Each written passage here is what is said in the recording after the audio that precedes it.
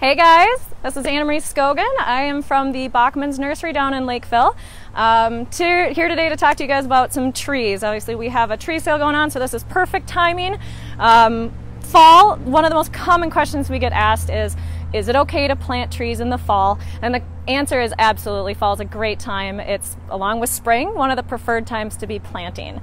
So cooler temperatures mean it's a lot less stressful, not only for the plant, but also for you having to plant it. So as we kind of get through this heat wave, this is a great time to start thinking about, if you're wanting to add a tree, some different varieties and start that planting process so you can get one in your yard this fall. Some of the important things that we first want to cover before we even get into the trees is, what does the process look like? It's a little bit more complicated than just going to the garden center and picking one out. Something that I always encourage people to do is do your homework ahead of time. We encourage the phrase right plant for the right space, and really what that means is, like I said, doing your homework, taking stock of what is it that you need out of a tree, and what are the conditions that you're planting that tree in. So some questions to ask yourself might be, are you putting in a patio and you want a shade tree? Do you want just a little accent for your yard? Things like that. So those are all, do you need a screen from maybe a neighbor? And then the location that you're putting it. So there's all sorts of different factors that go into that too. Maybe you have overhead power lines that would really kind of change what sort of trees you can put in that area. Maybe you have a little bit of a water issue in your backyard and there's some standing water and you need something that can help absorb that. So again, do your homework ahead of time, make notes of those things, and then when you go into the garden center, any of the garden center staff can help you really pinpoint down what tree is going to be the best one for your location. There's nothing more sad than the time and investment going into planting a tree, only a few years later to have to cut it out because it got too big for the location or it just wasn't the right fit. So that's the first important step that we talk about when we pick out a tree. I'll do a quick refresher on how to plant a tree and then we'll get to the good stuff. A few months ago, Doug did a great tutorial on how to plant a tree, so I won't spend a ton of time on this, but it is a good refresher because it is a very critical part of the process. I always tell people, number one, as soon as you think you want to plant something big, call Gopher 811. It's a free service. They come out and mark any underground utility lines. And this is kind of a twofold thing. One, if you were planning on putting a tree in a specific area and they come out and tell you, nope, sorry, you have underground utilities, you might have to move it to a different part of the yard and maybe it doesn't fit as well over there. So, two purposes. Obviously, if it's a life-saving thing, so always call 811 before you start digging, just to make sure that you're not encountering any underground power lines. But also, it'll help kind of double check your location for that tree and make sure that that tree is going to be the right spot, right one for that spot. All right, planting. So as we mentioned, once you have the tree selected, hopefully you have some good compost, you have a bag of mulch at home. We're going to kind of walk through that hole digging process. The rule of thumb is make sure that hole is about twice as wide as what it is in the pot. So good, nice round hole, but not so much any deeper than the pot, and there's a specific reason for that. You can't see it here, but on each tree is a section at the very bottom called the root flare, and it's where the roots literally just kind of flare out before it hits the soil. This is a critical part of the tree.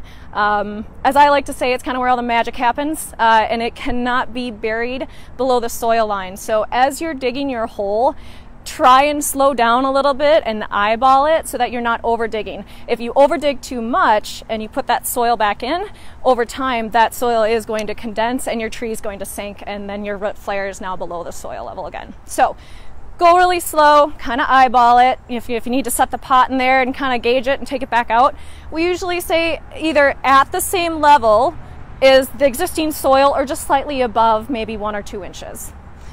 Once you have your hole dug, you're going to save that soil coming out of there. You're going to actually mix it with some organic. If you have compost, that's a great one. We obviously have Mighty Earth here. Anything that's organic in nature is really going to help the tree. So you're going to mix that all together with your existing soil and put that back in. One other crucial step before you get there is, as you take that tree out of the pot, you want to make sure that you're loosening the root ball. This is a really, really critical step because if you don't do that, it's kind of like a straitjacket for the tree. Those roots have been circling in those pots for quite a while, and as Doug showed in his video, you know, taking a knife and actually making a couple cuts around the side of the root ball and along the bottom, and then just kind of loosening it up. It's really important, otherwise those roots never stand a chance to actually get out and get established. So you have your hole dug, you've loosened the root ball, you can go ahead and put that in the ground and start filling in your soil. And now another common question that people ask is, well, I should be fertilizing it at the time of planting it. And you do not want to use a synthetic fertilizer when you plant something that can actually burn the roots. If you are going to do anything, and this is something we do encourage, you can use a root starter. Those come in either a granular or a liquid form. You can get them at any garden center, and how you apply it will actually just depend on what product you choose. So if you have questions, make sure to ask one of the garden center staff and they can direct you to the appropriate one. But a root starter is a great suggestion this time of year because it does help get those roots a little bit more acclimated and get going faster. And as we head into the later part of fall, that's a good thing. So once you have all that in and you've obviously tampered in all the soil, watering it really well, that's one of the last major steps. I still do the moat thing where you build a little bit of a berm around the outside of the hole and you water it really well with the hose. Part of the reason why you want to water it well is so that way it gets all the little air pockets out and it can help the soil settle. So watering it in really well. Trees usually on average will take about 1 inch of water a week during the normal growing season. How you water this fall is really going to be dependent on the weather. If it's been raining a lot, you might be off the hook for a few days.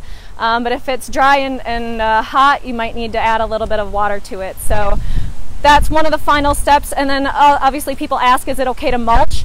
Absolutely, mulch is a great way to conserve some of that moisture around the tree base. I always tell people kind of go a little bit lighter again as you get to that center area with the root flare, just so that it's not smothering that area on the tree. But putting mulch around the base of the tree is a great way to conserve that moisture, and definitely something you can do. So that's the refresher on how to plant, so we can get to the good stuff. So I have 5 of my own favorite trees here. Some you may be familiar with and some you may have not ever heard of. They're gonna range from small to really big. So for those of you who maybe only have a little bit of a yard, the first ones are gonna probably fit best. And as we get to the ones over here on my left, these are gonna be some of the big guys that need a little bit more open space. So we'll start with one of the most iconic trees. Everyone knows these, I think, and loves these. These are the hydrangea trees. They come in a few different varieties. This one happens to be the Limelight. Most hydrangea trees are gonna be anywhere between about 8 feet tall and between 4 and 8 feet wide, depending on the variety. So they do take a little while to kind of mature to their full size. If you need kind of a gauge, I'm 5'6", so these guys can get pretty big. I know it's hard to sometimes visualize it, but they are great for those little corner gardens or on the side of the house. But just remember that they can get up to anywhere between 4 and 8 feet wide, just depending on the variety. So this again, Limelight. Couple different varieties that we have, and they probably one of the few trees that really does pack the most punch for its size. It's little, but man, they sure do know how to bloom beautifully. So hydrangea trees. If you have a little bit more space and you want to go for a little bit more of an ornamental tree, this is called the Autumn Brilliant Serviceberry. This one gets about probably 20 to 25 feet tall and about 15 feet wide. So if you have the room to go, this one's a nice medium-sized ornamental tree. The reason I love this tree so much is because it's one of the few trees that I feel really has multiple seasons of interest. It is a fruit-bearing tree. It is part of the serviceberry. They are edible fruits. But if you're thinking, oh man, messy, it's not at all. It's one of the nicest fruit trees because it really doesn't make a mess like other fruiting trees. It has beautiful white blossoms in the spring, and then it is called Autumn Brilliance for a very good reason. Has some fantastic fall colors. The other thing about this tree is you can actually buy it in a clump form, so it allows you to kind of personalize that tree to your taste. If you like more of the low branching style, go for the clump. If you want a little bit more of the tree style, obviously stick with the tree form. But another really awesome tree.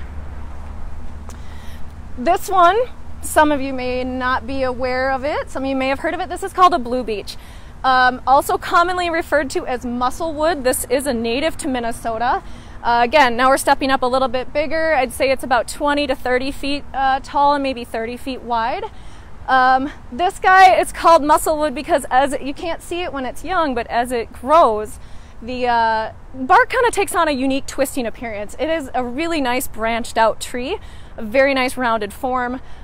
These guys make great, if you're into your songbirds and wildlife, they will love it. They usually will eat a lot of the different pieces of the tree as part of their diet. So it attracts a lot of really cool wildlife for people who are interested in that. So another really great one. Now we're kind of in the medium family. This one's another favorite. I think they're all kind of my favorite, but another really good favorite here. This is called a ginkgo tree. This is autumn gold. So this one is even bigger. We're looking at probably about 50 feet tall now and about 30 feet wide. One of the coolest facts about this tree, though, is it really is referred to as a living fossil. It's one of the oldest trees recorded in the fossil history. So awesome tree. And if you thought maples were the only ones that gave great fall color, again, all of these will give you some fantastic colors. These turn bright yellow, autumn gold, appropriately named. It's just a really cool tree. And like I said, the other nice thing about this is if you're used to raking up a lot of leaves, these guys lose their leaves in a matter of a few days. So if you're out there raking, these guys are really nice because they're one and done.